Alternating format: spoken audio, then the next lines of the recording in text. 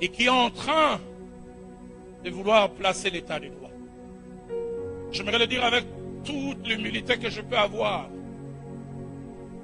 Chaque fois que je prie pour lui et pour notre nation, deux pensées fortement dans mon cœur. Ça va peut-être décevoir certains, mais je préfère le dire. C'est ma part de vérité. Elle est peut-être partielle, mais je la partage. Nous ne connaîtrons pas le véritable âge d'or avec l'actuel président.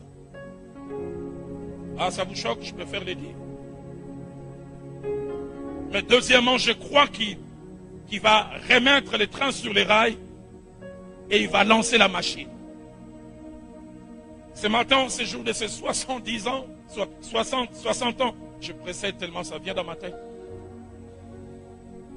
Dieu me dit, l'âge d'or commencera avec celui qui viendra après l'actuel président, mais atteindra son point culminant au président qui viendra après lui.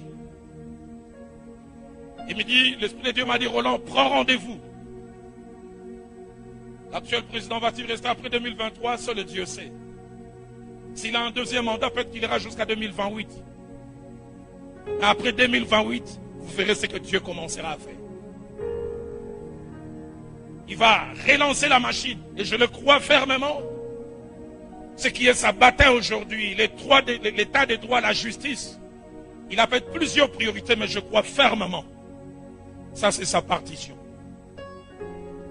Excellence, jouez bien cette partition.